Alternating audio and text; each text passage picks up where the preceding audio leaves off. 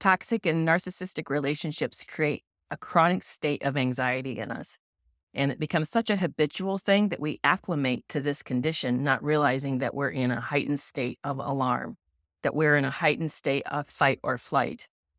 It becomes normal. We check out of the muscular tension of our escalating heart rate, and the number of times that we feel that funny sinking feeling in our pit of our gut, or that we start to feel this jittery and uncomfortable or even scared. We learn to ignore it and it becomes no more than background noise. But just because it's background noise doesn't mean that it isn't having a profound effect on our physiology, on our psychology, as well as on our health, our good health. We are eroding our health when we are in this chronic state. If you think of it, it's like putting your car or your computer processor in overdrive and then leaving it there and operating as if that's a normal state. If you overclock a computer, it's overheating and you're spending enormous amount of energy and you're wearing the parts out. And eventually it will not have the kind of long life that it could have had you not done that. That's what happens to us when we're living in these toxic relationships. We are literally overclocked all the time. So the challenge becomes, how do we calm ourselves down? Well, one thing that we begin to do, and we do this a lot, and you can notice this yourself. You can ask yourself this question: where are we putting our focus in and efforts? What kind of change are we trying to create? Who are we focusing on? And chances are, if you ask yourself these questions, you're going to notice that you're focused on the situation. You're focused on the toxic relationship or the toxic partner. You're not focused on yourself and what you're doing. You're wishing your environment would change. And that's normal. I don't know quite why we do that, but I think we learn really early. I mean, I think of kids playing and they get into a fight. Next thing you know, they're asking for one of the parents to come over and rescue the situation. They're looking externally to fix something that's happening either internally or between them and another person. We do this all the time. So if you're focusing on what the relationship should be like, what your partner could be doing or isn't doing, what your partner has just done, or that argument that you just had, if you're fretting about whether or not they're in therapy and doing the work, whether or not they're working harder at whatever the two of you last worked on, you are basing your sense of safety on an external event or external situation, condition. That's a good word for it. You're basing your mental health, your sanity on an external condition, and that is your partner doing the work that they should be doing. Now, I'm not saying that toxic people shouldn't be doing work. Yes, they should, but we're not in control of that, and we can't make that happen. I'll never forget that I was talking to a psychologist for myself in my situation, and she reminded me, Carrie, you can lead a horse to the water, but you can't make that horse drink. And that's the same goes for us in these toxic relationships. We can urge our partners to do the right thing. We can even help create the environment for the right thing to happen, but we can't actually make them be better people. We can't make them engage in a relationship with us or engage in a healthy way with us. That is totally outside of our control. But what we can do is focus on ourselves. And that's a harder thing. I think that's one reason why we focus externally, is because having internal focus means that we have to accept the reality of some things are just not the way we wanted, that we got into a situation that we didn't fully understand all the ramifications or all the nuances, that maybe a lot of these relationships, particularly with narcissistic and cluster B individuals, there may have been real deception involved. Maybe we've actually been conned. And that's hard to admit. It's embarrassing. It's uncomfortable. But part of us healing means that we have to come to terms with that and begin to take our power back in the areas that we actually have real control.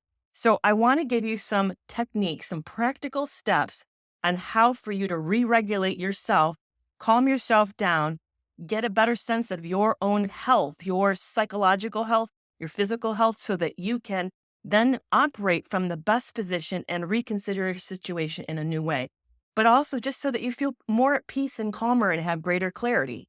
So what I would recommend that you do is that you, first that you take a mental check. Just stop. Maybe you set a timer throughout your day and that you have it go off periodically. And when it goes off, that you actually stop and do a check in, that you say something to yourself like, where am I feeling the tension in my body right now? And what does that tension feel like? Is it pain? Is it uncomfortable? But to actually do this like mental check in with yourself.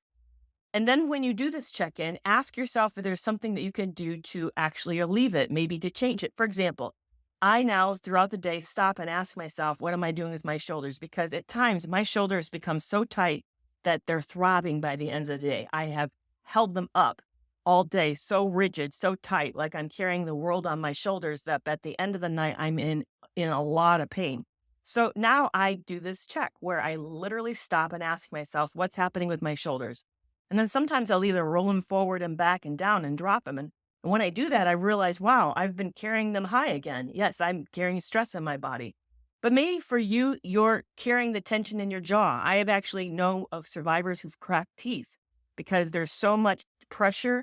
There's so much, they find themselves gritting their teeth and they're not even aware of it. Or maybe you have TMJ or yeah, TMJ. Yeah, you have TMJ pain where you're having too much like tension in your jaw. So actually stop and ask yourself, what's going on with my jaw? Do I need to sort of drop it and relax it? Am I clenching? Kind of think about putting space in your mouth and relaxing your lower jaw. But be aware of how your body is feeling. Maybe your stomach is in a turmoil again and you're having a hard time even feeling hungry, or you're feeling constantly bloated. But maybe you need to sort of then just sort of realize that you need to go sit down and take a few deep breaths. But do this check in. So that's the first thing I'd like you to do is start to do a physical check in throughout the day. And so that you can kind of stop and see how you're doing. The second thing I want you to do is whenever something's happening around you or to you, or you're getting new news or something, I want you to ask yourself, how am I feeling? I know that kind of again seems kind of obvious, but often we may not have an initial feeling. It may take some time, but we often don't do that kind of check-in. We just sort of buck up. We pull ourselves up by the bootstraps and we plow forward thinking that life has to happen and we need to face whatever's coming at us. But I'd like you to stop and ask yourself, what am I feeling? And give yourself the space to figure that out. It may take you minutes. First of all, we tend to react faster than we think. So when something new's happening that's shocking, your body is reacting about 7 seconds faster than what you can think. So you may not know what you're thinking, but give yourself that space to think about that. I know for me, as an autistic woman, I don't know what I'm feeling for hours, maybe even days after the event happens. So I've learned to build in time to give myself that space to figure out what I'm feeling. I know if you want me to have an immediate reaction to something really huge, I won't know how I feel.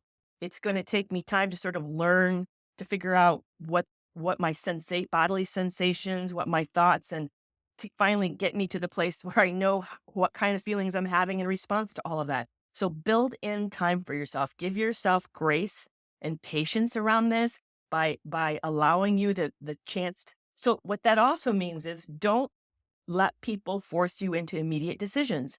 You don't need to give somebody an answer. Just because they want to know something doesn't mean that you have to say it to them right away.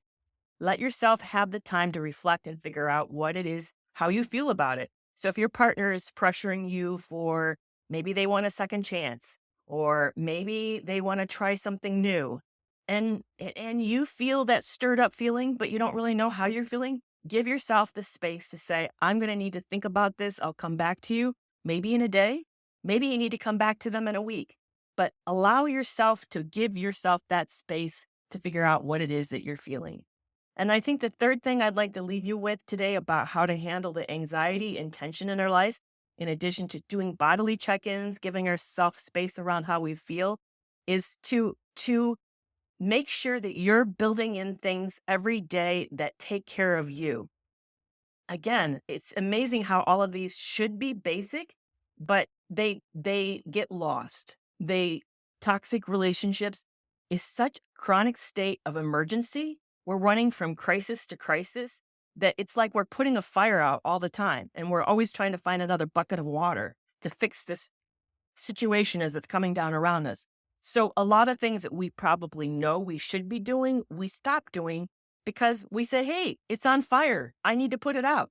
But I'd like you to begin to ask yourself to build things back in that really rejuvenate you, are restorative.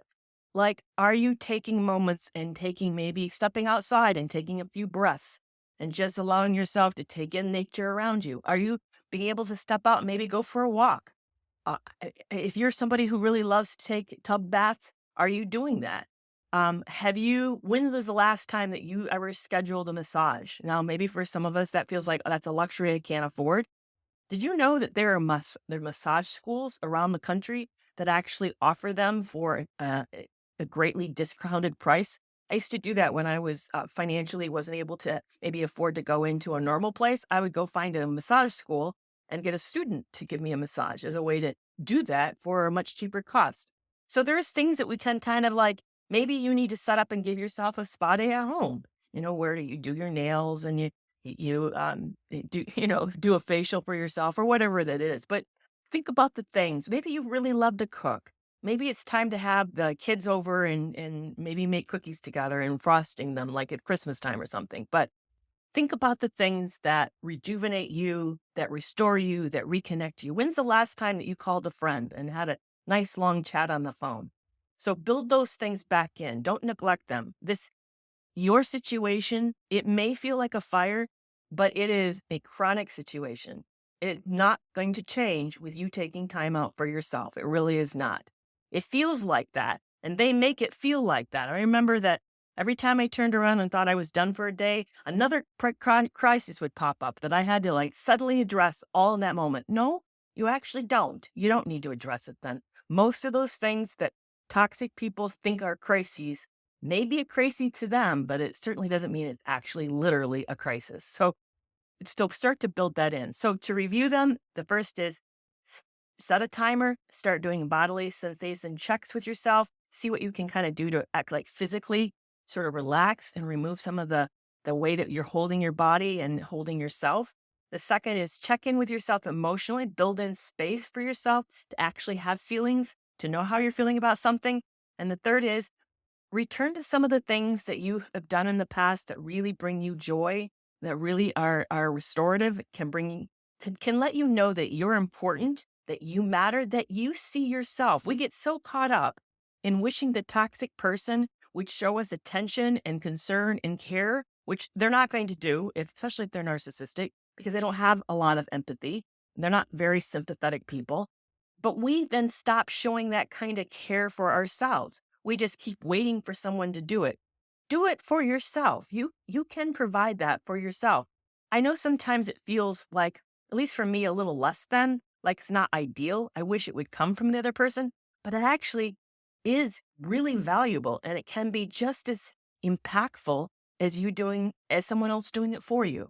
Maybe it's time for you to go pick some flowers for yourself and put them in a vase in the house and so you can enjoy them. But those types of things can really bring a lot of sense of joy. Like look at my face. I'm already lighting up just thinking about it. Just the idea of it for me creates joy. So build that back into your life. These little simple things can go a long ways and help us re-regulate a very overclocked nervous system and body. And it can help us have greater longevity and better health while we're trying to navigate these tricky situations.